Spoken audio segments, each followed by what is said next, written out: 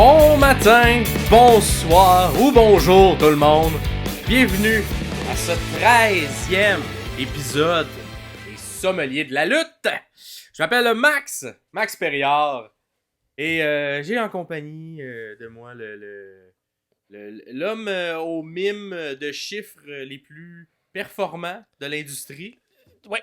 Monsieur Pierre Gastonguay. Comment ça va, Pierre? Ça va bien. C'est ça, des mimes flous qu'on appelle dans le monde des mimes.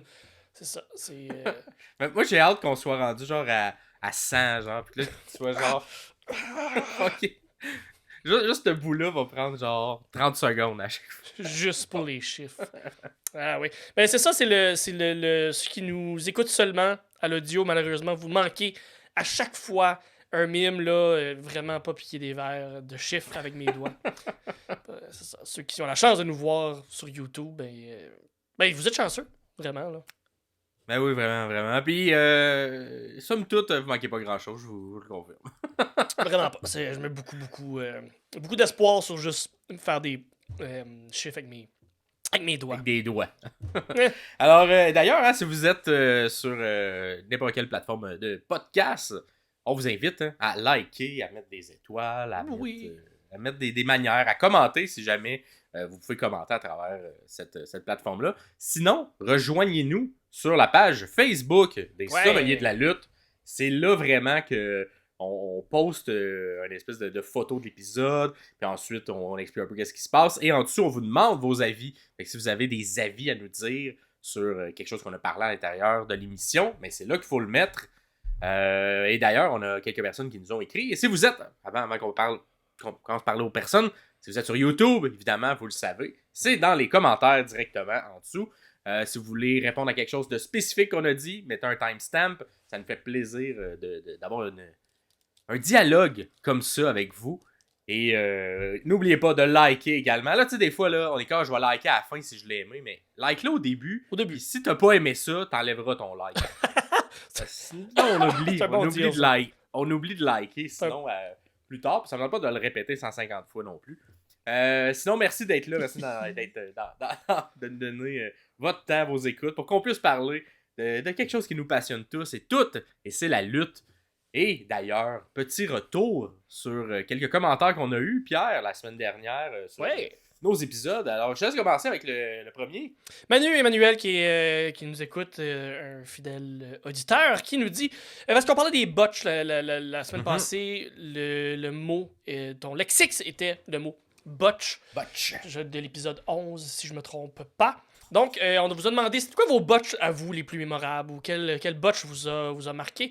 Emmanuel, c'est le botch, son botch marquant, en fait, il dit « Mon botch marquant est Brock contre Angle à WrestleMania 19. Quelle finale, malgré tout. » Et je me demande, quand Brock a blessé Hardcore Holly au cou, c'était un botch ou un reçu? Un receipt, un mot qu'on a vu aussi dans tes lexiques. Fait que oui, le botch de Brock qui fait un moonsault de la troisième. Un shooting star. Un shooting star qui est, oui, c'est vrai, un shooting star press qui est encore plus impressionnant. Ouais. Puis qui s'est quasiment cassé le cou. Il a comme pas fini sa rotation. Ça, c'est genre un monsieur qui a un gros coup, hein, quand t'es comme, je tombe sur mon coup, mais je finis mon match, puis je gagne la ceinture, je gagne la Mania comme ça.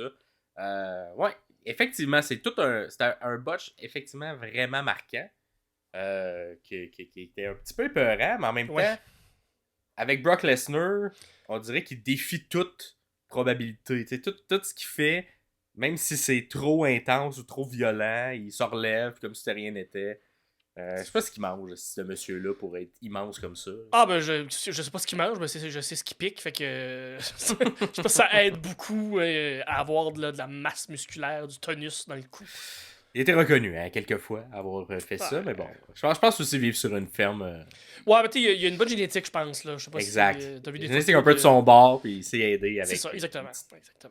Puis moi, j'ai pas souvenir de Brock qui a blessé Hardcore Holly au cou. Est-ce que toi, ça t'allume? Ça me dit rien. Ça dit rien du tout? Ça me dit rien non plus. Fait que, mais on va regarder ça.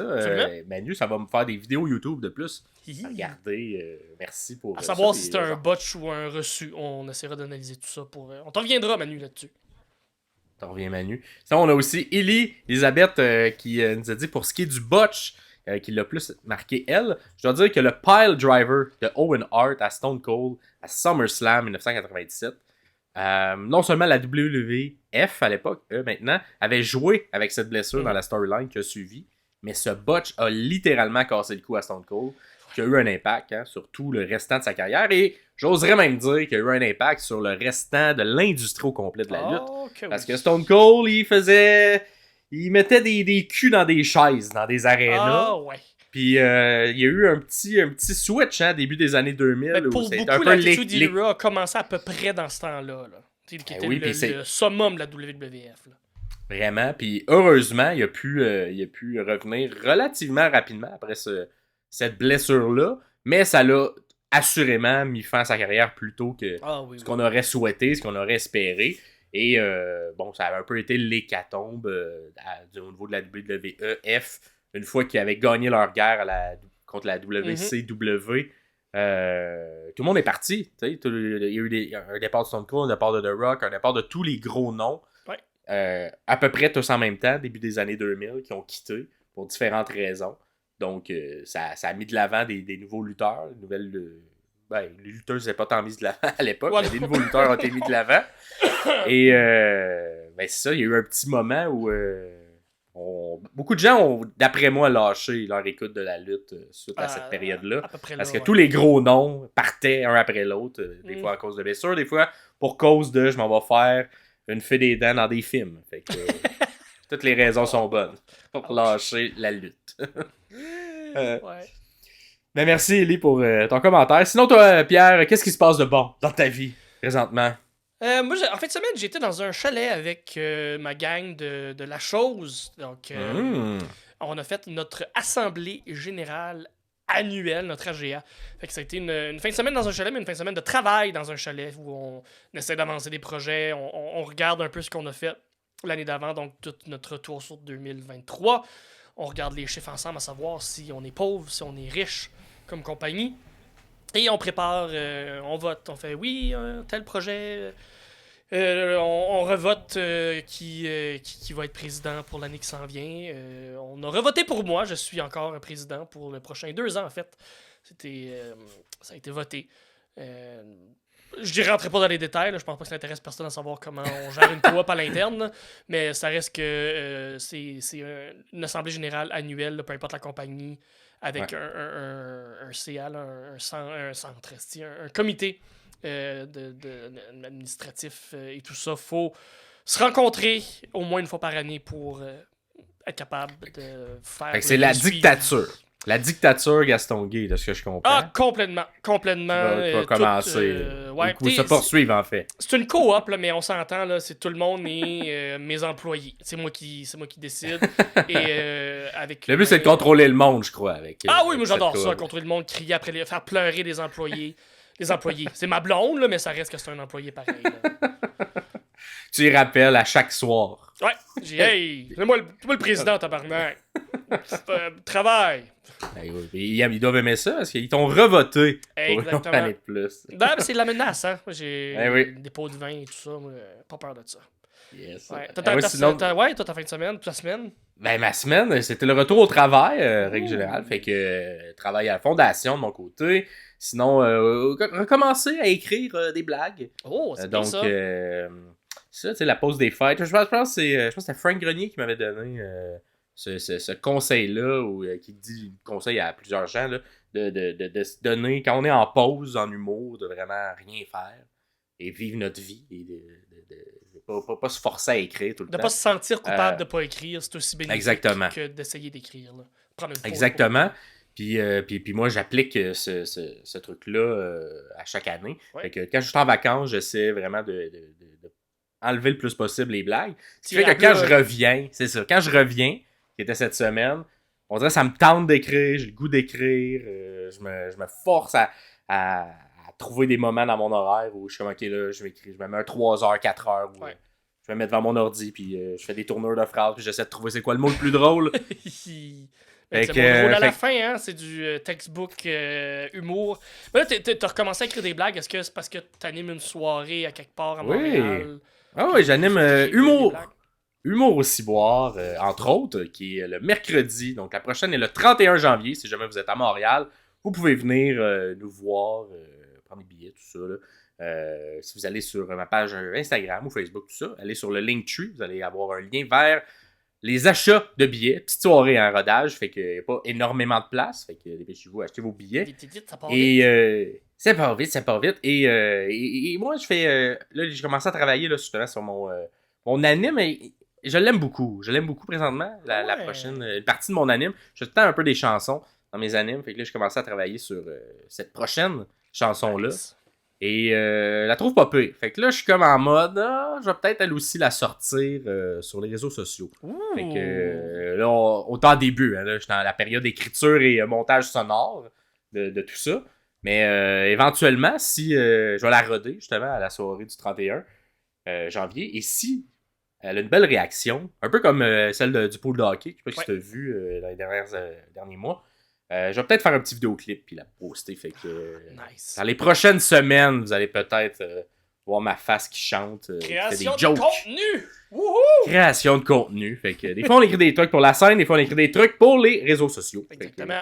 Je suis un peu dans ça en ce moment, mais Cool. l'important, c'est que ça me fasse rire. Et c'est ça que ça me Oui. fait. On va commencer, sinon, l'épisode d'aujourd'hui avec la chronique Lexix, le classique. Et cette semaine, on est rendu à un mot qu'on entend, que moi, en fait, c'est un mot qui existe dans le dictionnaire, mais pendant longtemps, je pensais que c'était un mot un peu comme kayfabe qui avait été inventé par la lutte. Ok, Parce ouais, que je te parlais pas en anglais. Le mot feud. Feud! Le mot feud, moi j'étais comme une feud, c'est sûr, c'est tout le temps dans le contexte de lutte. Là, finalement, un moment donné, je suis comme, hey, il y a une émission qui s'appelle Family Feud. Qu'est-ce qui se passe? C'est du monde, deux familles qui se pitchent, qui se donnent des coups de chaise, genre. Mais finalement, non, c'était la guerre des clans. Mais Ouais. alors, feud, c'est le mot, ça veut dire rivalité. Rivalité, fait que, en français, rivalité. Et qu'est-ce que ça veut dire à l'intérieur, dans le contexte de lutte? Ben, ça veut dire pas mal le mot, ce que ça veut dire. Fait que c'est une rivalité. C'est principalement des gentils, donc des faces, contre des méchants, des heels, ou un méchant, un heel, qui vont s'affronter. Et là, le but de tout ça, pourquoi on fait ça, c'est de créer un bon spectacle.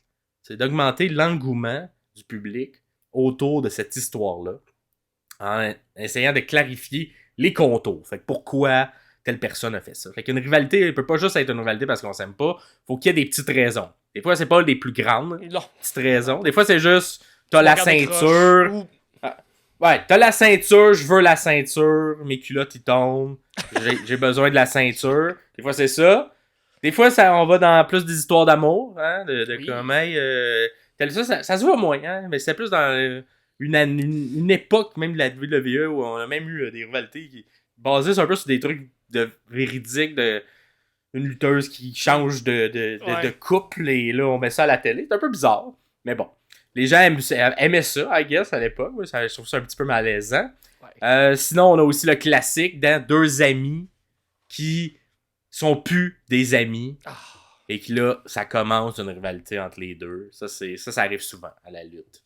Des amitiés brisées. Là. Si vous êtes quelqu'un de loyal et fidèle à la lutte, vous allez probablement vous faire briser le cœur à un moment donné.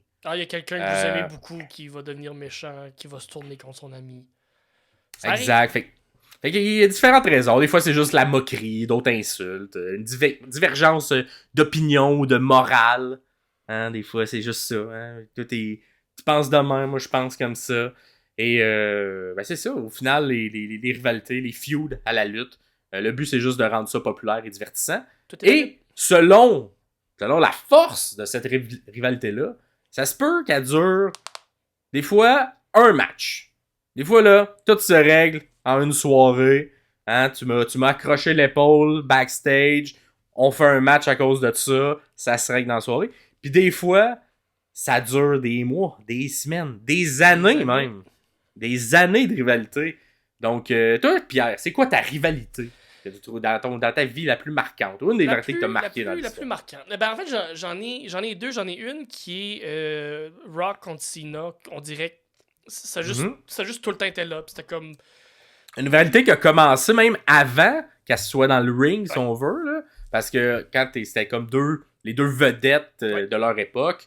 Donc, il y a une comparaison qui se fait de manière naturelle. Et les deux faisaient des films, les deux faisaient ça. Fait qu'il y avait comme une rivalité avant que ça arrive dans la lutte. Puis, tu sais, c'est la première fois, je pense que c'est la seule fois où il y a un match 1 an d'avance qui a été annoncé pour Mania. Je me souviens plus quel numéro, quelle année de Mania, mais à la fin du show, ça a été annoncé que dans un an, à Mania. Je pense que c'était le lendemain ou le lendemain au Raw. Le lendemain, ben c'est ça. Un an plus tard, il va avoir. Mais Rock avait intervenu dans le main event de la veille. Ouais, c'est ça, exactement. Ouais. Fait que c'était une anticipation de tout ça, puis de l'attente d'1 an pour se rendre au match. Fait que cette feud-là m'a marqué. Puis plus récemment, une feud que j'ai vraiment aimé. Je sais pas à quel point elle va passer à l'histoire, mais c'est MJF contre Punk qui a fini avec un dog collar match. Un match sensationnel. Vraiment, vraiment bon. Et une feud très. Moi, sûrement deux des personnes les meilleures au micro qui s'insultent. J'ai un bon souvenir de cette feud-là. Ouais, puis on n'en a pas parlé dans les raisons de faire de rivalité, mais de plus en plus, on voit ça. Hein, t'étais mon héros, je t'aimais quand j'étais petit et que je voulais devenir lutteur. Et là, je te rencontre et tu n'es pas comme dans mon rêve. Fait que c'est souvent de plus en plus mis de l'avant, ce type de rivalité-là. Ça prend plus la place, mettons, des histoires d'amour. Hein, parce que maintenant, il y avait bien des histoires d'amour. On ne comprenait pas trop pourquoi. Maintenant, c'est plus t'es mon héros et tout ça. Fait qu'on va voir si dans 20 ans, il va y avoir peut-être d'autres versions de ça. Un jeune qui aime MJF puis que. Ah, c'est bon. D'autres types de rivalité. Peut-être ça va être genre, on s'ostine sur genre. Je sais pas, sur le VR. Je sais pas. Tu m'as volé de quoi dans un jeu vidéo, puis je taillais à cause de ça.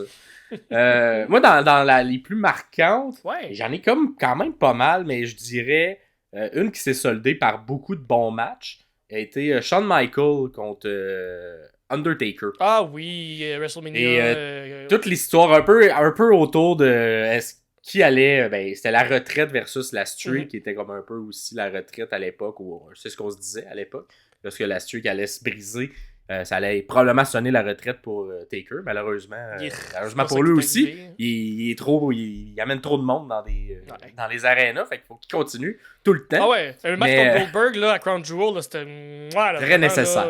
Dégueulasse. mais ça, c'est comme les belles années, et le vivre... Comme là, c'est facile de le regarder avec le recul puis savoir que ça sonnait la retraite de Shawn Michaels. Mais c'était vraiment une surprise à l'époque. Parce que il était pas tant... on y croyait... C'était comme une... Moi, je croyais plus à la fin de la streak, à ce moment-là, qu'à la retraite de Shawn Michaels. Qui est encore très, très performant dans le ring. Il a arrêté quand il était au top, là. Ah, il était vraiment au top, puis... c'était construit aussi sur l'histoire. Ça a été sur plusieurs années aussi. Mais la première année, c'était seulement le classique. Là, je veux briser ta streak. Monsieur WrestleMania de Shawn Michaels versus Undertaker et son invincibilité à l'intérieur. Et l'année suivante, ça, c'était incroyable comme match-up parce que c'était un Shawn Michaels désespéré qui voulait absolument avoir un match contre Undertaker pour prendre sa revanche et qui était prêt à tout pour que ce match-là arrive. Au point de mettre même sa carrière en jeu pour avoir ce match-là. Ça, cette feud-là a apporté au match un des meilleurs matchs de lutte à vie, là, avec les pantalons blancs et bruns. Le blanc contre le noir. Et, c'est ça. Puis le dive, le botch, le Taker, c'est quasiment aussi encore une fois cassé le cou, là. Où il a divé, puis... Un excellent match de lutte, probablement dans le top 10 ever. De beaucoup de gens. Ever, absolument. Ever de n'importe quel match. Fait qu'une belle histoire, un gros enjeu, on s'entend aussi. Puis une rivalité, moi, qui m'a marqué. Ils sont croisés ici et là, à travers l'histoire aussi, mais cette fin-là, cette retraite, début de retraite-là pour Shawn Michaels, a été à travers d'une rivalité, d'une feud mémorable. Ouais. Fait que, moi, c'est ça qui m'a marqué le plus. Très cool. Et vous, c'est quoi vos feuds qui vous ont marqué? On s'entend, il y en a plusieurs. Fait que n'hésitez pas en commentaire à nous dire qu'est-ce qui vous a marqué. Ça peut être plus récent aussi. Hein? Puis des fois, c'est des choses qui nous marquent qui sont pas nécessairement les trucs les plus gros, tout ça. Là, mais n'hésitez pas à dire, vous, qu'est-ce qui vous a marqué. Si vous venez de commencer à écouter la lutte aussi, ça peut être quelque chose de plus récent. Absolument. Prochaine chronique de Pierre. Et on dit-tu encore fait farfelu? Ouais. Fait farfelu. Fait farfelu de Pierre. Fun fact. J'appelle. C'est ça va être très très vite. C'est le livre de Brian Danielson, qui a écrit un livre. Je vous explique, c'est que Très bon, Bryan je vous Danielson conseille. a passé une très grande partie de sa carrière dans la WWE. Et au moment où il était à la WWE, lui, il a essayé de prendre le plus d'informations possible du Big Boss Man, Vince McMahon, essayer de collecter le plus de savoir possible, et il a tout mis ça dans un livre. Tout ce que Vince McMahon lui a appris, lui a montré, lui a enseigné au niveau de la lutte, il l'a pris, il l'a mis dans un livre, et ce livre-là existe. Un livre de conseils de McMahon a donné à Danielson. Fait que je trouvais ça très intéressant de faire comme, ok, mais le génie lutteur qui est Danielson est quand même assez intelligent pour être capable d'aller chercher un knowledge avec une des plus grandes têtes de lutte, là. Vince McMahon, on peut être contre beaucoup de choses qu'il a fait, puis c'est peut-être pas la meilleure personne au monde. En fait, c'est pas la meilleure personne au monde, mais Vince McMahon a quand même une tête de lutte incroyable. C'est un génie de la lutte. Fait que tout ce que Danielson a pu prendre puis l'appliquer pour lui, il l'a pris en note, puis il l'a mis dans un livre. Je sais pas si c'est un livre qui va être publié. On sait pas, mais c'est un livre qui existe. Donc, c'est mon fait farfelu de la journée. Parfait. Je pensais que tu y allais sur le livre qu'il avait écrit et publié à Non. côté. Mais effectivement, moi, je trouve que ça montre aussi à quel point Bryan Danielson, c'est tellement un lutteur exemplaire, ou même enlève le terme lutteur, là. Quelqu'un qui a une passion dévorante là, pour quelque chose, puis qui, même s'il est au top, ou qui est reconnu par plusieurs comme étant le meilleur au monde, il continue tout le temps de vouloir apprendre. Puis Toujours. Tu sais, il est encore un des meilleurs. Puis tu lui demanderas encore aujourd'hui, je suis certain ou qui est à l'intérieur de la All Elite Wrestling, il continue d'apprendre. Notamment, là, je sais que pendant un bout, il suivait Tony Khan pour un peu voir c'était quoi le rythme de vie et tout ça. Si jamais, mettons, Tony arrivait quelque chose, Tony, c'est lui qui prenait over. Ça serait Bryan pendant ce temps-là qui va prendre la relève ou le temps que les choses se replacent. Fait que tu sais, c'est peut-être quelqu'un qui veut apprendre, qui va en connaître plus, et j'ai vraiment hâte de voir ça va être quoi la fin, quand le corps suivra plus à Bryan, que malheureusement c'est arrivé pendant une petite période, Bryan, mais lorsque ce sera par vieillesse, parce qu'il sera plus assez content de ce qu'il fait dans les matchs, donc il va décider d'arrêter, ou se concentrer sur la famille, ou peu importe les raisons. J'ai l'impression qu'il va avoir de la misère à ne pas être graviter autour de pas s'impliquer comme producteur, comme agent, comme booker, comme peu importe. Qu'est-ce qu'il va faire? Qu'est-ce qu'il va faire? Puis il est tellement travaillant que je serais pas surpris qu'il devienne un des meilleurs dans ce qu'il va décider de faire. Peu importe, c'est ça. Puis il a annoncé au milieu de l'année, cet été, il a annoncé que c'était sa dernière année de lutte à temps plein. Donc, je pense que c'est pas la retraite, mais c'est pas la retraite. C'est jusqu'au mois d'août, mais je pense que c'est ça. Ou non, il va le faire jusqu'à décembre. Il nous reste un an avec Danielson. Et ensuite, il va être à temps partiel, donc un peu le même horaire qu'un Roman Reigns a, donc un 10. Un Brock Lesnar. C'est ça, exactement. Entre 3 et 10 matchs par année. Quand il va garder son corps plus en santé, mais il va être capable de sortir 2-3 gros matchs par année. Donc, quelque chose de plus tranquille pour lui. Puis, je veux dire, c'est tout à fait mérité avec la carrière qu'il a. Puis, la lutte qu'il donne aussi, là, c'est pas une lutte qui est facile sur le corps non plus, là, ce qu'il fait. Fait que, très mérité. Parfait. Ben, merci pour ce partage. Je savais pas ça. Hey, tu m'apprends beaucoup de choses, hein, Pierre? Dans cette chronique-là. À chaque fois, c'est des choses que je savais pas. Que Bryan avait fait un livre personnel de tout ça. Un journal. Un journal. Mais c'est journal. En tout cas. Un petit journal. Bref. Des petites notes. Des petites notes personnelles. Et troisième chronique pour l'épisode d'aujourd'hui. On va commencer avec le retour de la semaine. Alors, c'était la semaine du 7 au 14 janvier 2024. Est-ce que la lutte était bonne cette semaine, Pierre? Correct. C'était pas une des meilleures semaines de lutte. On sent qu'il y a tout le temps un petit essoufflement avant les gros événements. Et là, on était un peu dans le petit creux de vague. Le petit creux de vague de semaine. De pouvoir vraiment de pousser les feuds vers les pay-per-view. Donc, du côté de la WWE, c'est le Rumble qui s'en vient, mais on n'est pas encore assez proche pour vraiment tout modeler ça. Et du côté d'All Elite, ben, c'est Revolution qui s'en vient fin mars, fait que c'est encore un petit bout. Là. Fin mars, puis on vient de terminer un des pay-per-view, on n'est pas le show qui suit ça, fait que là, c'est le premier spectacle de nouveau. On veut de la nouvelle suite, la prochaine histoire qui va s'écrire jusqu'à Revolution. Donc, c'est ça. Il n'y a pas eu tant de matchs que j'ai appréciés. Hein. Vous pouvez nous le dire en commentaire si vous êtes d'accord ou pas. Là, mais cette semaine, avec toute la lutte que j'ai écoutée, j'en ai pas tant apprécié à quelques niveaux. Mais il y a un match qui, quand même, s'est démarqué, selon moi. Et j'ai été content parce que c'est le match de Bayley contre Bianca Belair à SmackDown du 12 janvier. Donc, c'est un petit... ben oui, non, c'était quand même un match de semaine long. Ça a duré un peu plus... Mais 14 minutes de télé. Mais il y a eu une pause. Fait que, tu sais, je dirais peut-être un 18 minutes si c'était là live. 18-20 minutes à peu près. Très cool. Fait que moi, j'ai bien aimé ce match-là. Ça faisait aussi... On a un peu jasé, mais tu sais, Bayley, en 2023, a eu un... Si on veut... je sais pas s'il y avait des petites blessures à guérir ou le corps à guérir ou juste un... Elle voulait prendre une année un peu plus soft sur le corps. Mais elle a fait moins de gros matchs solo. Comme elle en a fait beaucoup à travers sa carrière. Donc, c'était plus en équipe, c'était plus... on manageait un peu plus le corps.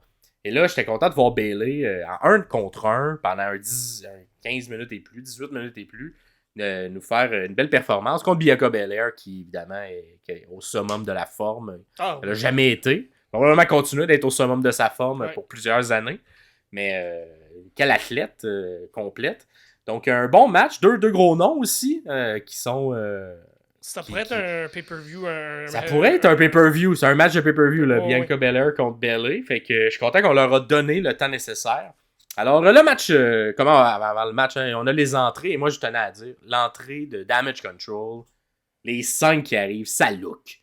Ça look. Puis, vous voyez une image là, présentement. Là, tu vois comme...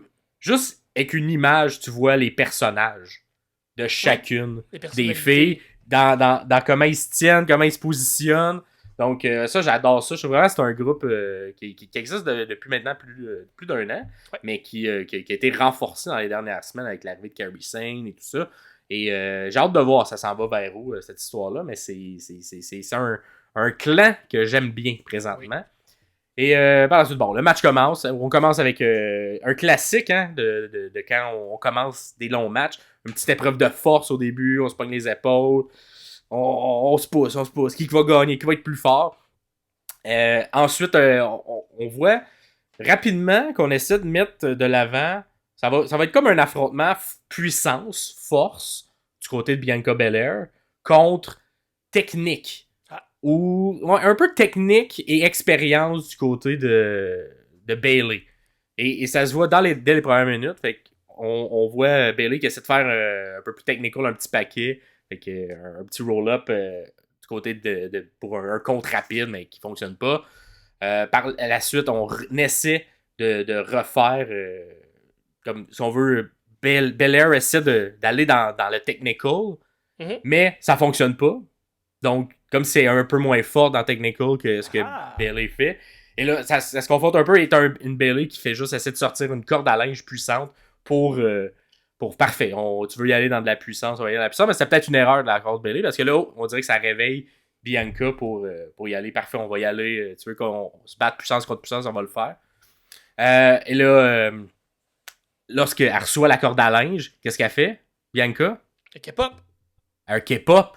Un K-pop, c'est mon rêve, ça. Elle fait boum, un K-pop tout de suite. Je l'adore, je l'aime beaucoup. L'envie beaucoup. Et là, t'as une Belair qui commence à... Parfait, on va travailler fort. Fait qu'elle pogne le bras de Bayley. Une belle torsion, hein, d'ailleurs. Le sel de poignet de Bayley fait comme si ça a l'air de vraiment faire très mal, cette torsion-là. Alors que c'est juste un petit... tu sais, c'est un truc classique qu'on fait, mais le petit plus que Bayley fait, c'est super bon. Et là, un truc que j'ai bien aimé, pour se défaire de la torsion, Bayley passe entre les cordes pour que la torsion, dans le fond, soit renversée et que ça soit elle qui ait le momentum pour faire mal au bras de Belair. Fait que c'est quelque chose comme un peu pour se sortir d'une... Au lieu de juste toucher à la corde, non, je vais te blesser en plus. Fait que tu vois comme l'expérience, le côté technical qui vient encore s'installer rapidement du côté de Bayley. Ensuite, on fait un peu des échanges... de souplex, si on veut. Là. Belair reprend le contrôle. Fait un standing moonsault. 3 slams consécutifs de Belair. Et j'aime... je pense que ça commence à rentrer dans son moveset, là, mais le 3 slams consécutifs. Et que le troisième, où ça fait rire, parce que c'est genre pas logique, mais c'est logique dans la lutte. Mais le troisième, il est plus tough à faire, mais elle garde la personne dans ses bras plus longtemps. Puis elle finit par le faire. Ouais. Et là, elle saute, elle est contente parce qu'elle a réussi son troisième suplex Belair. Par la suite, Bayley met Belair dans les cordes à côté du côté du ring où Damage Control est. Et classique heel prend attire l'attention de l'arbitre pour que, qu'est-ce qu'elle veut? Elle veut que ses compagnonnes se mettent à frapper, un peu illégalement, à tricher Belair pendant que Belair est pris dans les cordes. Mais là, elles font rien. Elles font rien, Damage Control, à ce moment-là. Et là, tu sens une Bayley qui comprend pas trop, qui est un peu frustrée, puis qui fait comme, mais là, pourquoi vous avez comme rien fait? Et là, il y a plusieurs manières d'interpréter ce truc-là. Donc, à l'intérieur de la storyline, est-ce que c'est parce que Bayley, elle est la leader du groupe, et que là, comme c'est son match, il y a personne pour leader ce groupe de Damage Control pour, tu sais, si on veut faire le trafic, pour faire, ok, là, c'est le temps d'aller attaquer. Ou il y a une petite discorde qui commence à se faire ou juste dire, ok, ben non, mais t'es capable de te débrouiller. À la suite du match, on va y venir éventuellement, mais on a eu l'explication de Dakota Kai qui a dit, oh non, mais c'est parce qu'on faisait tellement confiance qu'on pensait pas que c'était nécessaire de le faire. Mais bon, voir comment ça va se faire. Mais c'est pour ça que j'ai bien aimé ce match-là parce qu'il y avait un peu de storyline. Moi, j'aime beaucoup qu'il y ait du storyline qui est raconté à travers les matchs et que la lutte est bonne aussi. C'est une histoire qui nous est racontée depuis déjà quelques mois où on sent une déconnexion entre Bayley et les japonaises dans le clan. Bon, Dakota Kai on sent que Bayley veut plus qu'on dirait le reste du groupe. Ouais. Tu sais, que ça fonctionne. Fait que là, c'était comme un petit début de crack à l'intérieur de ce match-là. Fait que là, bon, évidemment, elle leur dit là, la prochaine fois, je vais faire ça, attaquez-les, là. Tu sais, j'ai un peu fait ça pour qu'on en profite. Fait que là, elle retourne dans le ring, mais là, évidemment, Belair a repris ses esprits, reprend le contrôle du match. Tentative de KOD. Cependant, c'est à côté de la corde, fait que ça l'échoue, Belair pogne la corde, mais elle l'envoie quand même à l'extérieur du ring, à côté du ring. Puis là, boum, on lui saute dessus. Et là, c'est le classique. Qu'est-ce qui arrive quand il y a un gros spot comme ça? On s'en va à la pub. On s'en va à la pause. Fait que là, on revient de la pause par la suite. Pendant la pub, on a senti que Belair a repris le contrôle. Fait qu'on sait pas trop comment, mais elle a repris le contrôle et elle est en position de contrôle sur Belair. Mais là, cependant, ça sort de là. Spinebuster, un petit counter en Spinebuster pour reprendre le contrôle. Suivi de 2 plaquages de coude. Un peu comme si elle veut montrer que, gars, c'est la saison du hockey en ce moment, là. Je suis capable, moi aussi, de plaquer. Là. Fait que, boum, 2 plaquages. Suivi d'un dropkick. Suivi de mon rêve pour une deuxième fois. Peux-tu croire? Moi, mon rêve, là, c'est de le faire toute ma vie. Elle l'a fait 2 fois en 10 minutes. Elle me gosse. Fait que, elle va dans le coin. Et là, elle va faire... Je sais pas si... Quand vous connaissez la lutte, vous savez, là, tu montes dans le coin par-dessus la personne. Et là, tu peux pas juste faire un coup. Un coup, ça fait pas mal. Un coup, la personne, elle sentira presque rien.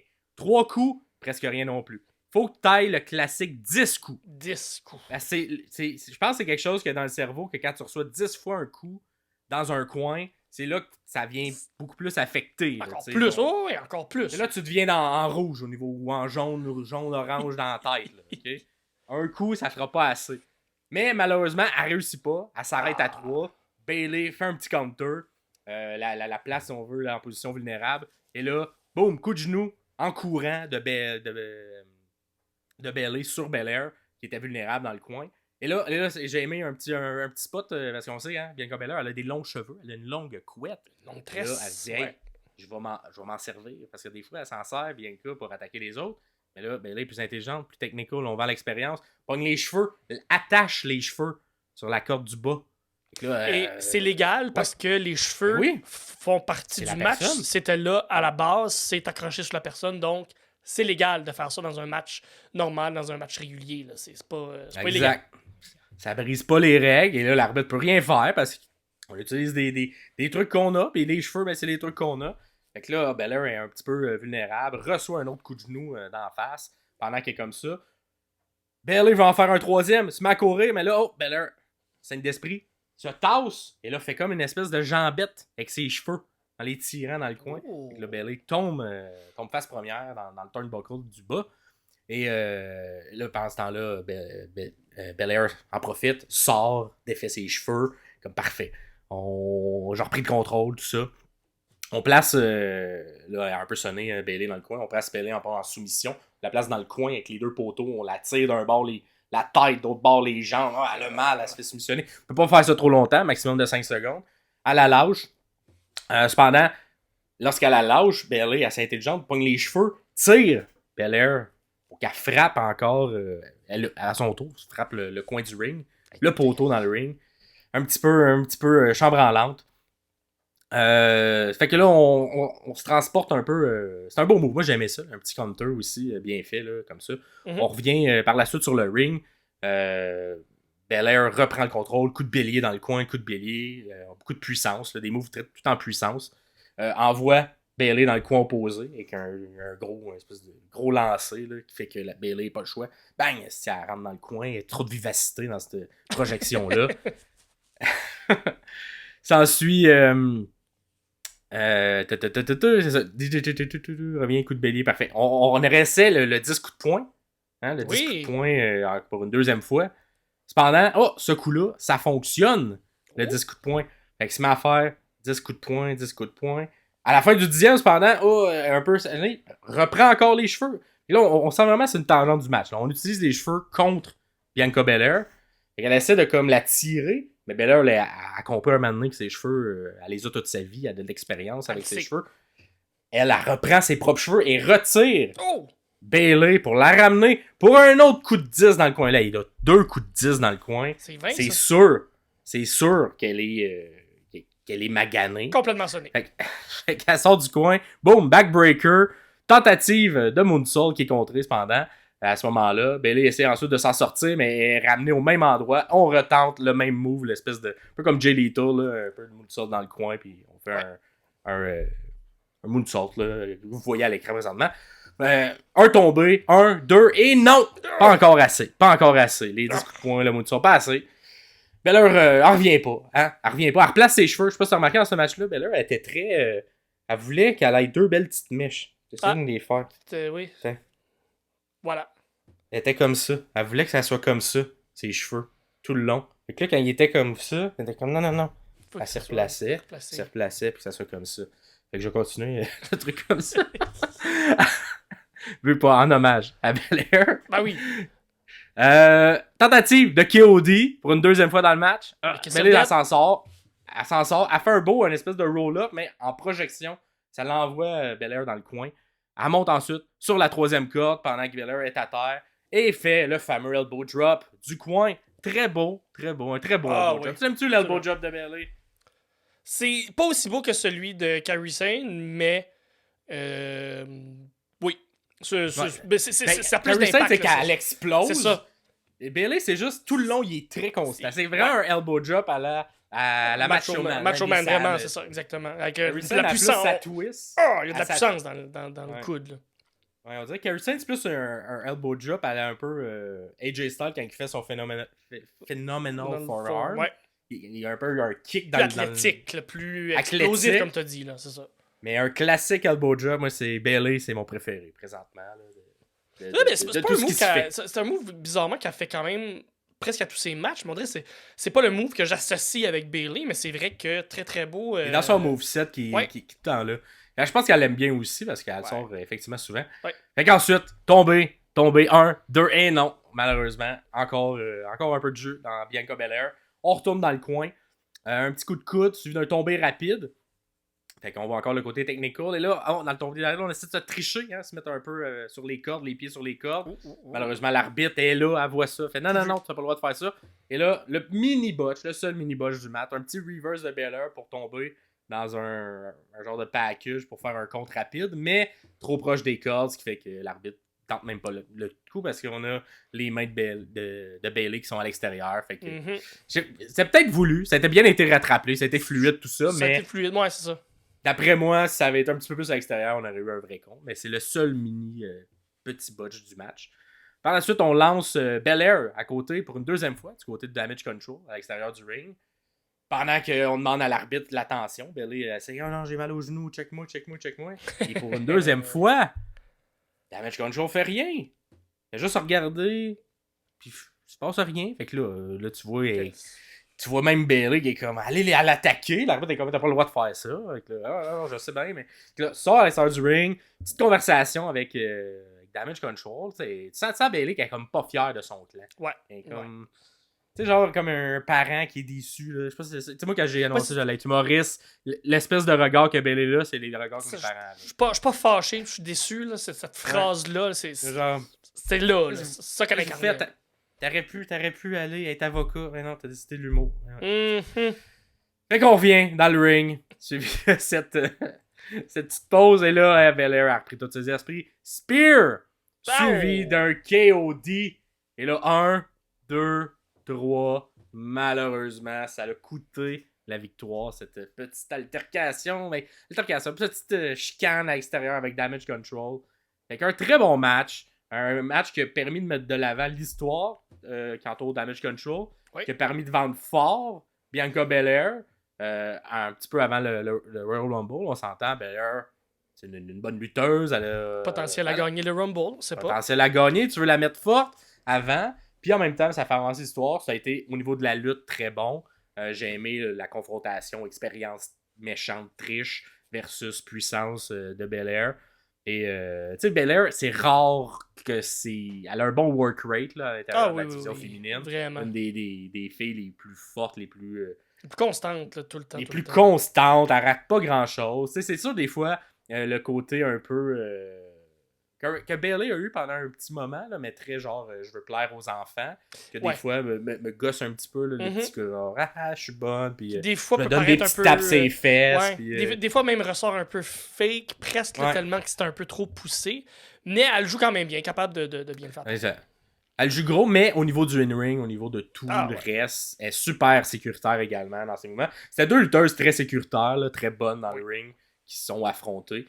Et chapeau. Puis ici, c'est la première fois qu'on fait un match de Belair. Fait que je vais prendre le temps d'un peu plus la décortiquer. Je la suivais à l'époque à NXT. Puis c'est la progression qu'elle a fait, surtout. On s'entend, elle a toujours été athlétique dans son début de carrière. Avant qu'elle fasse de la lutte, elle faisait beaucoup d'athlétisme, justement. Elle courait, elle faisait du crossfit. Du crossfit, track field, madame très forte. Très forte, très puissante. Oh, oui. Et là, qui a commencé à worker sa lutte éventuellement, mais qui n'a pas commencé. Moi, c'est ça que j'ai aimé de l'intelligence de la WWE, d'avoir un NXT, d'avoir un centre, un Performance Center. Elle a commencé dès le départ avec les cheveux, à essayer de commencer à lutter pour que ça devienne un réflexe. Fait que non seulement elle a appris la lutte, elle a appris la lutte, mais elle a appris avec les cheveux. Il n'a pas fallu qu'elle réapprenne à gérer une couette. Et ça a été un move très intelligent de la part de la WWE. Je pense que oui. Tu sentais au départ que les premiers matchs, tu la voyais à NXT, là, des fois on s'enfargeait un petit peu sur la couette. On sentait que la couette était un petit peu plus dur à gérer. Là, Et là, tu la regardes maintenant, là, tu t'en rends pas compte, toutes les. Tu sais, c'est juste des petits trucs, mais mettons, avant qu'elle fasse un standing moonsault, elle pogne la couette juste pour s'assurer que la couette elle pas dans le chemin. Elle soit pas dans les jambes, elle soit. Fait que c'est une lutteuse ultra complète. Fait que vu que c'est la première fois qu'on fait un match d'elle, je prends la peine de le mentionner. Il y a beaucoup de techniques puis de trucs qu'on n'a jamais vu en lutte qu'elle est capable de faire. Puis je pense que ça a été la bonne fille pour y donner ce genre de personnage-là. Très bien. Avec des. Puis éventuellement, probablement, ça l'amènera à des storylines. C'était plus utilisé à l'époque de NXT. J'ai l'impression maintenant ça devient plus secondaire à son personnage. Ça a été une très bonne championne aussi. Là. Je trouve qu'elle portait bien ce que la championne représente, un peu le porte-parole de la compagnie à ce moment-là quand elle a la ceinture. Fait qu'elle était très très bonne, je pense, championne de Raw là, pendant presque un an, là, ou une bonne partie de l'année. Un deux règnes, un court règne qui a été brisé par Becky Lynch. Le Becky Lynch est revenu. Mais par la suite, non, elle a été mise dans des bonnes conditions pour réussir. Puis je pense qu'on va avoir encore beaucoup d'avenir. Avec une Rhea Replay, d'après moi, ça va se croiser aussi dans le futur. Ces deux-là. Ça va être le fun à voir. Et pour du côté de Bayley, à voir, hein, parce que moi, je n'haïs pas l'histoire qui s'écrit au cours de tout ça. J'ai hâte de voir ça va vers quoi. Un face turn de la part de Bayley. Est-ce que le clan va se revirer contre elle? Dakota Kai, qu'est-ce qui se passe avec ça? Bien hâte de savoir vers où on s'en va avec Damage Control.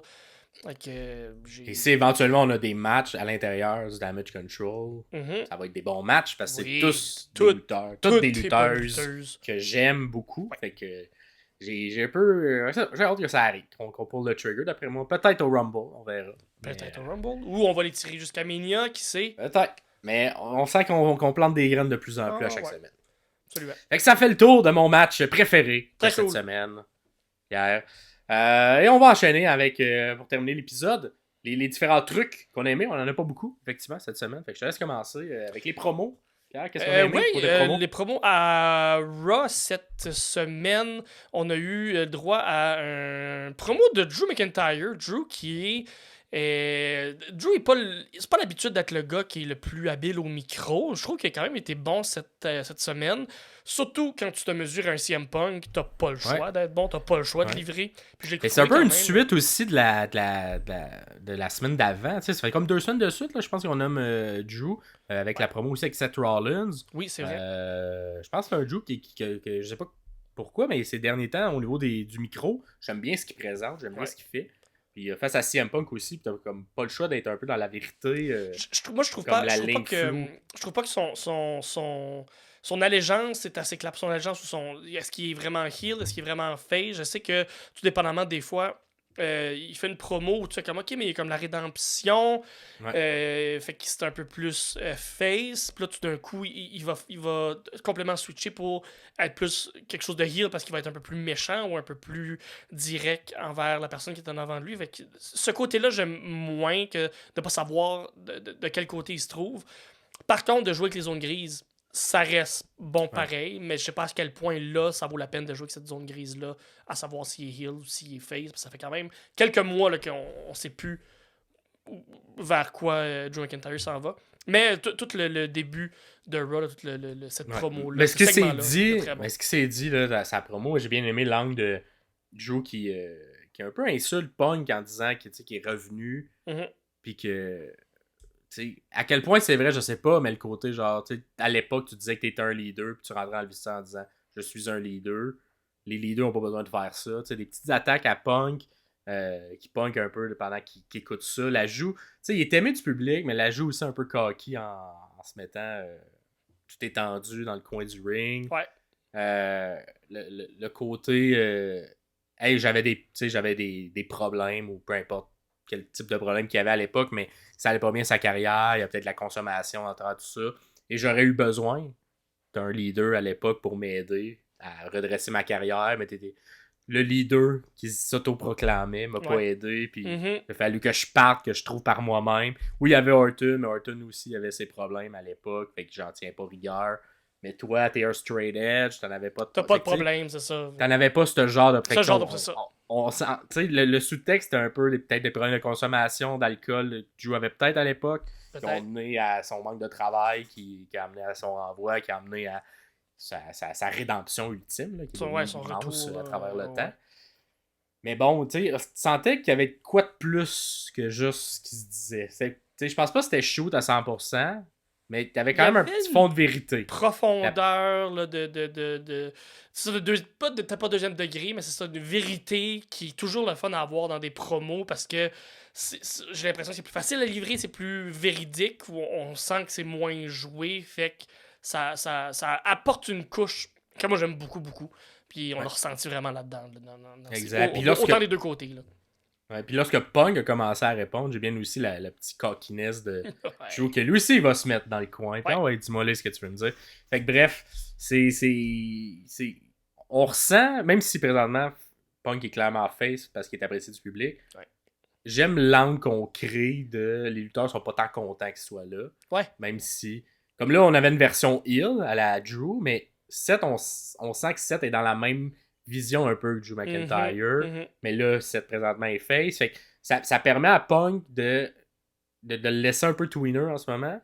Et si éventuellement on le dirige vers une ou l'autre des feuds, c'est ça qui va définir s'il est vraiment un heel, un méchant ou puis j'espère qu'ils vont pas attendre longtemps parce qu'un CM Punk heel c'est très très bon. Puis c'est ce qu'on voulait à All Elite avant qu'il quitte ou avant qu'il se fasse crisser dehors.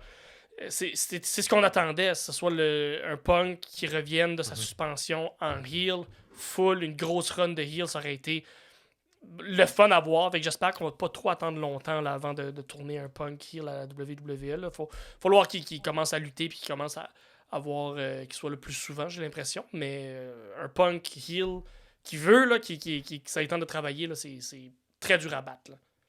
Ouais, fait que bien aimé, moi, cette promo. Au Raw du 8 janvier. Ouais. On a un deuxième truc au Raw du 8 janvier qu'on a bien aimé, et c'était quand même plus court, celui-là. C'était les petits packages, le package vidéo de R-Truth sur son rêve d'être dans le Judgment Day, qui était ce que t'aimes, qui était du gros niaiseux. C'est du gros niaiseux. Je suis là depuis le début, regardez, j'ai une preuve vidéo. C'est un montage un peu boboche de lui, que je dis, c'est des collages de lui qui est là à côté, puis tu vois que c'est du gros Photoshop ou du gros montage là, dégueulasse. Et lui enfant qui a un gilet du Judgment Day, alors que Judgment Day, ça fait pas... la version bébé d'eux autres, là, c'est tellement niaiseux. C'est du bon R-Truth. Moi, R-Truth est un de mes préférés parce que c'est du gros niaiseux comme j'aime. Puis à chaque fois, R-Truth, j'ai l'impression, je trouve que c'est sa force, là, de le côté surprise que... Même, tu sais, il l'a tellement fait souvent, là. Comme, tu sais, on l'écoute, il est là depuis toujours, là, R-Truth, là. Puis à chaque fois, on oublie à quel point il est efficace en comédie, à quel point il est bon en comédie. Là. Puis les phrases, les mots qui sortent. Tu sais, se réinventer, là, tu sais, souvent, on va mettre un Chris Jericho de l'avant quand on parle de se réinventer en lutte, mais R-Truth, il a réussi à se réinventer de plein de manières différentes au niveau comique. Ouais.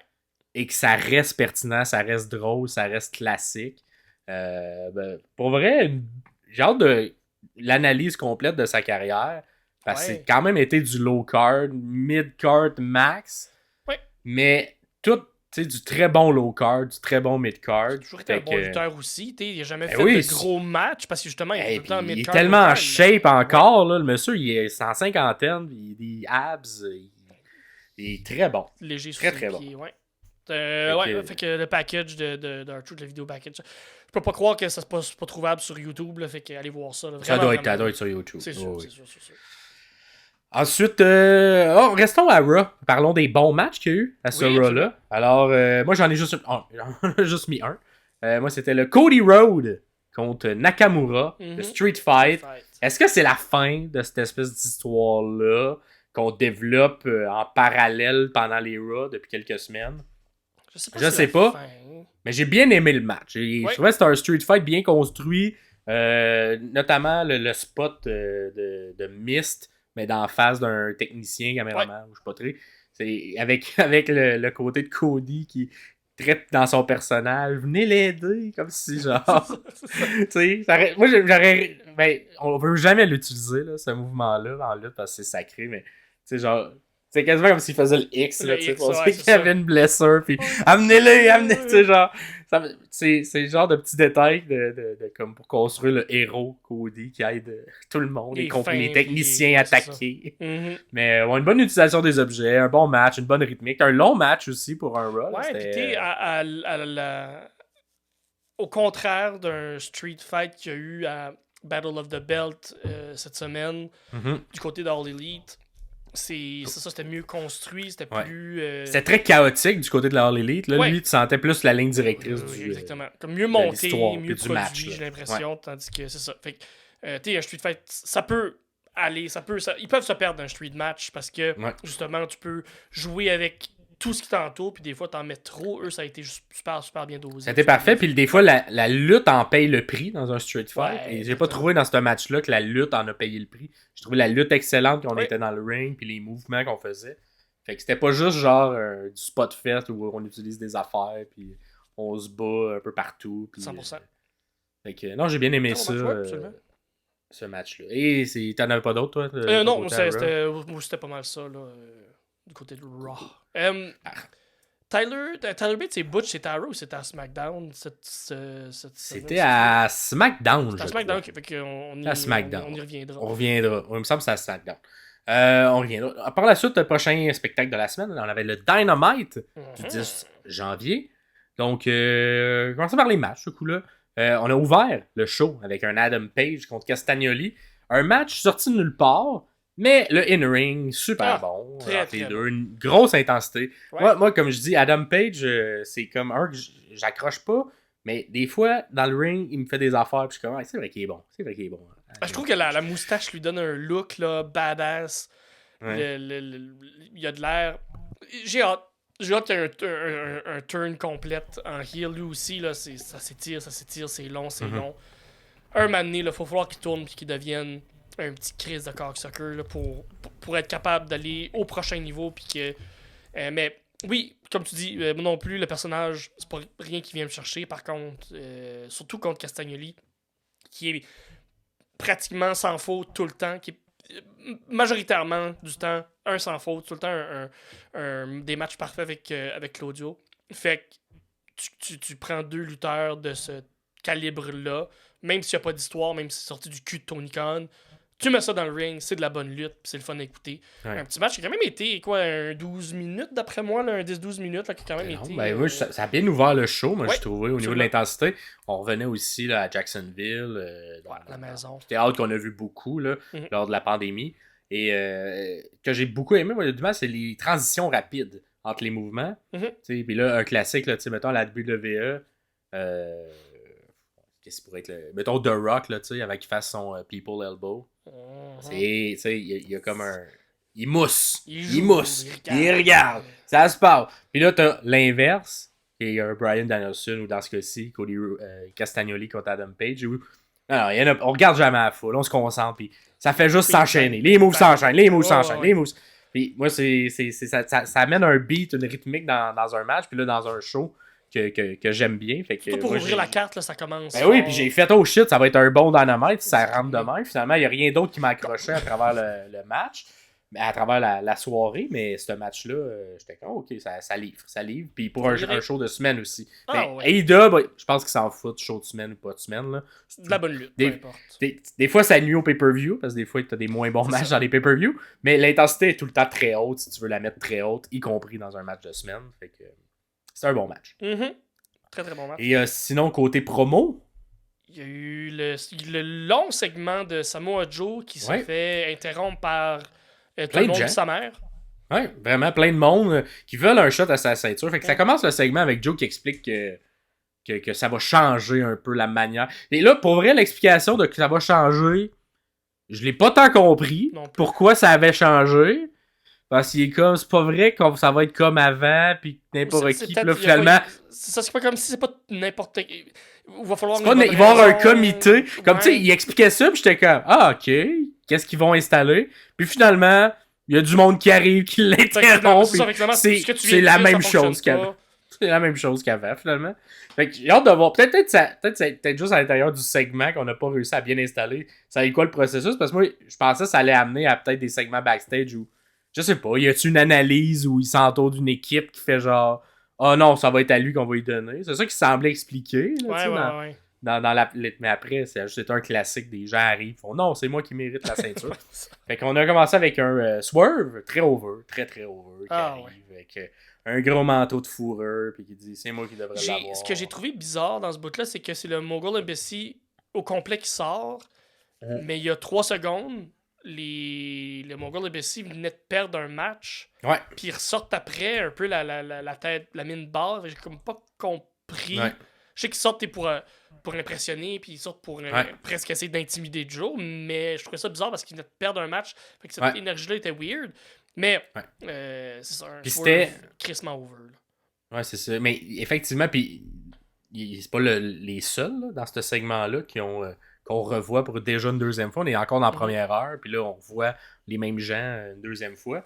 Il y a Mongo Bessie. Mongo Bessie, ma logique interne dans mon cerveau pour me dire que ça se pouvait, c'était non, mais ils ont c'était un match à 4. Fait qu'ils sont pas si maganés. Puis la fin, c'est pas fini de manière violente. Moi, c'est le même dans mon interne que je me suis dit expliquer. Mais moi aussi, ça a fait c'est weird, on vient de les voir avant. Avant la pause, c'était eux qui venaient de perdre. Fait que bref, on mousse un petit peu. Swerve est over, veut un shot à ceinture, dit qu'il le mérite, le classique. Et parle qu'il a volé le spot de Hangman. Puis c'est pour ça qu'il s'est mis à attaquer Hangman, parce qu'il voulait voler son spot. Maintenant, il a son spot. Fait que maintenant, le spot qu'il veut voler, c'est celui du champion. Fait que je veux ta ceinture. T'sais, petit lien. Mais là, évidemment, quand on nomme trop souvent quelqu'un en lutte, qu'est-ce qui arrive? La personne arrive. Arrive. Et là, Hangman, qui était dans le match d'ouverture qu'on vient de jaser, arrive lui aussi. Mais là, lui, il avait gagné son match. Fait Peut-être pour ça, mais il me semble que le match était plus intense. Mais bon, il est dans l'énergie. On vend pas tant qu'il y a eu un match avant, mais là, il est fâché. Puis il dit non, c'est pas fini, nous deux. Ça, puis je suis pas certain d'avoir compris toute l'explication de pourquoi Eggman veut le title shot non plus. Puis comme. Contre Swerve. Le bout d'Eggman était le mauvais bout, moi, dans toute cette longue promo. Ouais, je suis d'accord. J'ai comme pas compris son explication. Puis tu sais, surtout, t'as un Swerve qui est comme, je t'ai déjà battu 2 fois. Ouais, c'est ça. Pourquoi faudrait que je te rebatte, là? Et là. Ouais, c'est ça. Et là, finalement, une autre entrée d'autres gens qui veulent aussi des shots à ceinture. Fait que on vient chialer. On vient se dire voyons, pourquoi c'est pas moi? Joe devrait me donner un shot à ceinture. Puis le petit Hook qui est comme non, j'ai plein de victoires, blablabla, la semaine prochaine. Dans une et là, semaine, un Hook que j'ai trouvé over à travers. J'ai bien aimé aussi, c'est l'espèce de truc comme Batman là, qu'on met. Au plafond, là, que Joe regarde dans les airs, puis il voit son nom, le Hook. Là. Ouais. Et tu sais, ça, c'était beau visuellement, comment il est arrivé. Puis je trouvais en tout cas, les raisons de Hook mieux que pour avoir un shot à ceinture dans l'explication. Tout ce qui entoure Hook fait du sens. Il est sur une hot streak. Il est sur une lancée. Fait que je comprends tout ça. Mais je le trouve pas assez crédible pour être capable d'aller chercher tout de suite la grosse ceinture ou d'aller essayer. Fait que moi, j'y crois pas, là. J'y crois pas qu'il y a une chance de gagner. Je crois pas non plus, mais j'aime son in-ring depuis quelques temps. Depuis All-In. De le faire travailler avec du monde du calibre de Joe, c'est sûr que ça va l'aider à progresser plus vite, c'est sûr. Puis sinon, peut-être le petit truc que je conseillerais à Tony Khan, c'est un peu bizarre quand t'arrives pour faire interrompre une promo, mais que tu continues de faire, comme je sais que c'était voulu, là, mais Hook qui fait le tour du ring. Ouais. Qui remonte. Pourquoi tu fais ton entrée? J'étais comme... Tout ça, j'étais comme... On dirait qu'on veut... Parce que, tu sais, il y avait un Lesnar qui faisait un peu ça, et tout, qui venait un peu comme en bite, là, en beast, de comme s'il pogne sa proie. Mais là, Hook, comme... arrive puis va dans le ring jaser. Pourquoi tu tournes autour? Mais bon. Fait que... Mais sinon, le visuel, ça, j'ai bien aimé ça. Puis... la tune de Hook était écœurante, elle est vraiment bonne, là. Ouais, mais dans son intensité, là, je le trouvais aussi incarné. Oui. Comme il y avait le même personnage. Mais il y avait le même personnage, mettons, quand il a commencé il y a 2 ans. Mais des fois, je le sentais pas incarné, comme toujours. Un peu comme on a parlé souvent de Tony Storm aussi, dans le même sens. Oui. Mais là il garde son personnage tout le long. Fait que j'ai hâte de voir le match la semaine prochaine. Tu vois, ça, c'est le genre de match de semaine que tu as buildé une semaine d'avance. Puis bravo Tony Khan. On va vouloir le garder, c'est super simple. Mais ça tourne autour de la grosse belt. Fait que c'est encore toutes les histoires autour de la belt sont bien construites de l'habitude avec Tony Khan. Mais c'était pas le meilleur Dynamite. Je sais que c'était un peu le tribute show de Brody Lee. Ouais. Fait que on a vu un Preston Vance qui s'est battu, on a vu une Anna Jay qui s'est battue aussi. Mais c'était pas le meilleur Dynamite de la vie. Des 8 contre 8. J'aime beaucoup le visuel, le setup du Jacksonville, de l'Arena. Fait qu'il y a un petit peu de nostalgie là, du temps de... Pas nostalgie de la COVID, mais nostalgie de ce setup-là, que je trouve il fonctionne très bien pour eux. Puis ça fait différent visuellement. Fait que moi, j'ai pas aimé le Dynamite, j'ai pas détesté non plus. Un bon match, une bonne promo. Trop d'Hate-Man Tag Team. Ouais, non, c'est ça. Trop de monde. Il y en a eu pour les filles, il y en a eu pour les gars, il y en a eu pour tout le monde. Trop. Moins de monde, Tony, dans tes matchs. Par contre, ce qui a été très bon cette semaine, je trouve que le SmackDown s'est écouté là, super bien d'un bout à l'autre. Et mon MVP, mon meilleure personne pour SmackDown cette semaine, c'est Paul Heyman qui a porté le show sur ses épaules tout le long. Vraiment. Paul Heyman est toujours parfait pour expliquer, en fait, c'est que... C'était la longue storyline de tout le SmackDown. Paul Heyman était le squelette de ce SmackDown. C'est le SmackDown a ouvert et c'est les 3 gars qui sont supposés d'affronter au Royal Rumble, Roman Reigns, donc... En fait, j'ai trouvé ça intelligent avant ça a été booké, parce que on avait un vidéo package qui expliquait la semaine d'avant. Mm-hmm. Et quand on revient, on comprend que pendant le vidéo package, les gars se sont fait attaquer par le Bloodline. Ouais. Fait que là, c'est comme si, en tout cas, c'était comme une bonne manière d'écrire. Avec le premier match qui avait été annoncé, on scrape ça parce que le Bloodline vient d'interrompre et de péter parce que on vient de le voir dans le vidéo package. Ça, c'est Grayson Waller qui a ouvert le show finalement.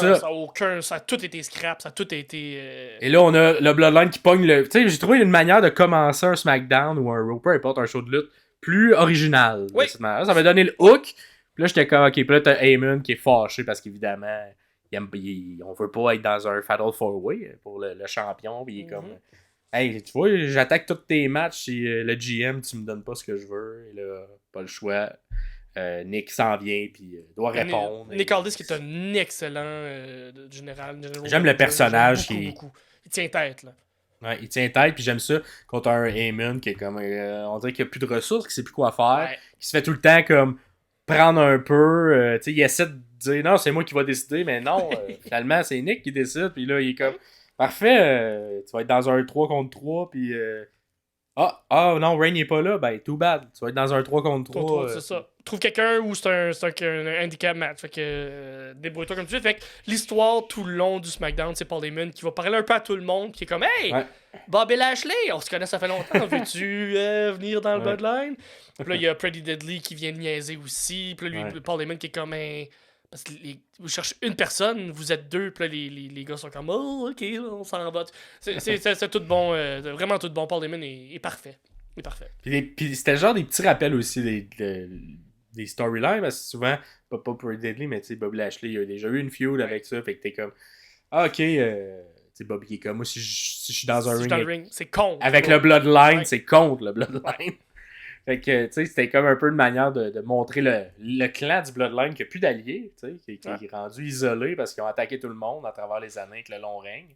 Donc, j'ai bien aimé ça. C'était bien construit. Puis au final, ben, ça finit avec l'histoire de le Bloodline attaque Randy Orton avant le match pour que ça fasse un 2 contre 2 parce qu'on n'a pas trouvé personne. Mais là, Randy Orton revient en héros. Il revient, puis décalisse tout le monde. Eh oui, et le Triple Powerbomb, qui n'a pas été nommé Triple Powerbomb par les commentateurs, mais c'est un petit clin d'œil au The Shield avec les trois est-ce que les trois vont s'unir pour battre Roman Reigns lors du Rumble? On va voir. Mais on aura peut-être. Non, j'en doute. On aura peut-être une histoire différente, mais je comprends non. Probablement dans un Fatal 4-Way, il va y avoir une intervention du Bloodline qui va venir sauver la mise. On verra. Sûrement. Et moi, ce que j'ai aimé aussi à SmackDown, Tyler Bates et Butch qui sont assis à une table, qui prennent un petit café, qui jasent. C'est deux gars qui se connaissent depuis très très longtemps. Tyler Bates est comme on a eu la semaine passée, Pretty Deadly, on les a collé une volée, ça a été le fun. On va montrer à tout le monde c'est quoi le British Strong Style, puis blablabla. Puis Butch qui joue vraiment mal, qui est pas très très bon. C'est pas un bon comédien. Qui fait comme hey, moi je suis pas certain, je viens de sortir des Brawling Brutes, il faut que je me retrouve, je veux plus aller en équipe, je veux être moi-même, puis je veux retrouver la personne que je suis à l'intérieur. Ce qui pour moi a été une façon de dire hey, fuck Butch, puis Don revient, c'est quoi son nom là? Le Bruiserweight. Bruiserweight, puis Don, d'après moi, on retourne vers son ancienne gimmick. Et j'adore beaucoup cette gimmick. J'espère que c'est ça. J'espère que c'est ça. Moi, j'ai compris la même chose que toi. Moi aussi, je trouvais qu'il y avait beaucoup d'indices qui nous amenaient vers peut-être un changement de gimmick, un retour aux sources et un retour à ce que Triple H aussi avait construit à NXT. Puis que Vince a décassé, puis on va lui donner le nom Butch parce que c'est drôle. Butch. Mais. Fait que tout le segment comme tel que ça va être ça. Ouais, le segment comme tel passera pas à l'histoire, mais juste parce que on a un potentiel peut-être. T'aimes l'histoire narrative autour de ça. Exactement ça. Puis gros crush sur Tyler Bates. Fait que peu importe quand Tyler Bates est là, moi je suis content. C'est ça. Puis sinon, dans les matchs, ben on a déjà parlé Belair contre Bayley. On a déjà parlé de long en large, ce qui fait le tour pour SmackDown. Sinon, à Collision cette semaine, pas beaucoup de segments mémorables. Par contre, le main event, FTR et Danny Garcia contre House of Black avec Daddy Magic. Papa Magie au commentaire. Il est excellent au commentaire. Fallait que je le nomme. Fait que côté lutte, là, FTR et Garcia contre House of Black. Gros, du rythme. De feu roulant. Logique. Logique à la FTR dans le match. On isole. On s'en fait pour sortir des trucs. Les transitions et tout. Tu sais, genre, il y a le classique, le hot tag, là, tu sais, mais que que FTR se réécrive à chaque match. Tout le temps. C'est jamais un hot tag classique. C'est tout le temps une manière contournée de faire le hot tag. Puis là, cette fois-là, c'est ça, il marchait à 4 pattes. Concentre les jambes. Ah ouais, c'est ça. C'est bon. Puis Danny Garcia qui, à chaque présence télé, devient meilleur à chaque fois, à chaque semaine. Il va trouver une nouvelle couche dans son personnage, puis il réussit à s'améliorer un peu au micro, fait des meilleures promos. Daniel Garcia, là, top star dans les prochaines années. Là, garder un améliore. Il y a une belle courbe. J'aime bien sa courbe, effectivement. Ouais. Au début, tu vois, moi, Daniel Garcia, je comparais un peu le sentiment que j'avais au départ, avec un peu moins gros, mais avec un peu celui de Jay White. Ok. Fait que. Pourtant, la Garcia, dernière année, il était. T'as dû le voir lutter à Montréal si t'as été voir des shows indie. Ouais, là, un peu, mais on dirait. J'accrochais pas avec le personnage. Okay. C'est plus ça. Ben, il était en tag team aussi avec Blackwood. Là, fait que il était plus souvent en tag team, là, les Chicago Boys, je pense qu'ils s'appelaient. Mais avant qu'il soit avec le J et S, on dirait j'accrochais moins. On essaie de le vendre déjà à l'époque. Mais depuis un an, il y a une belle progression. J'espère que Jay White aura la même. Et c'est ça, c'est ce qui termine un peu notre retour sur la semaine. Fait qu'il n'y a pas tant de choses qu'on a appréciées de long en large, mais comme tout, c'est ça, c'est des semaines. La lutte, c'est ça. Pas tout le temps bon. On sert à de quoi cette semaine, en fait? Oui, c'est ça. On vous a enlevé beaucoup de scrap. C'est ça. Vous savez exactement quoi l'écouter. Puis on s'est dit, avant d'enregistrer, avant de peser sur play, puis d'enregistrer, on était comme, hey, même, il n'y a pas beaucoup de lutte, même si on fait un épisode de 45 minutes, ça dérange pas, c'est correct, c'est juste un épisode moins long, mais non, on finit quand même par réussir à faire au-dessus d'une heure en jasant de lutte, même si on a eu moins cette semaine, fait que c'est ça, c'est la lutte cette semaine. Fait que merci beaucoup de continuer à nous suivre, merci, vous pouvez vous abonner, comme on l'a dit au début, sur YouTube, vous pouvez nous suivre partout, sur toutes n'importe quelle plateforme de podcast que vous préférez, celle que vous utilisez, on est là. Vous pouvez, si vous voulez, commenter, venir nous voir sur Facebook. À chaque semaine, il y a des posts qui sont là. Vous pouvez commenter. Vous pouvez aimer, nous suivre sur Instagram, Facebook, justement. Si vous nous écoutez sur YouTube, commentez dans le bas si vous avez quelque chose à commenter. Si vous n'avez rien à commenter. Oui. C'est quoi vos matchs, vous autres, de la semaine? C'est quoi vos matchs, vous autres? Y a-tu quelque chose qu'on a manqué, qui a passé sous le radar, qu'on n'a pas vu? Ça peut arriver, des fois. On peut pas tout pogner. On peut en échapper. Hein? On est humain. C'est pas tout le monde qui pourrait penser qu'on est humain parce qu'on est calissement bon. Mais oui, on est de simples humains. Hein? Et nos opinions, c'est notre opinion. Hein? On n'a pas la science infuse. On vous partage juste ce qu'on aime. Fait que partagez-nous aussi ce que vous aimez.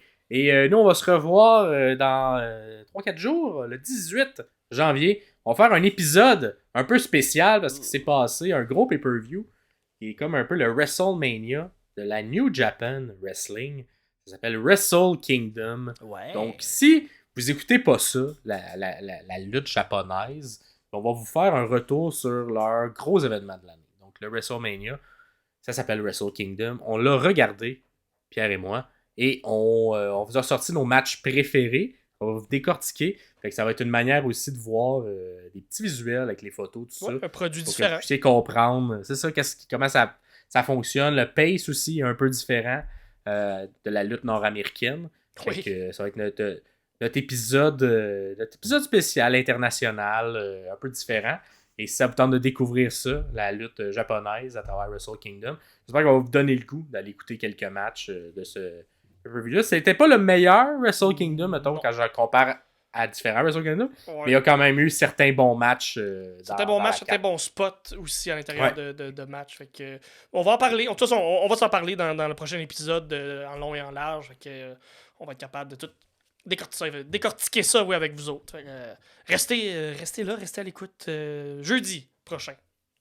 Ouais, puis merci beaucoup de nous suivre, continuez. Et là, allez liker. Allez liker. C'est là. Ciao tout le monde.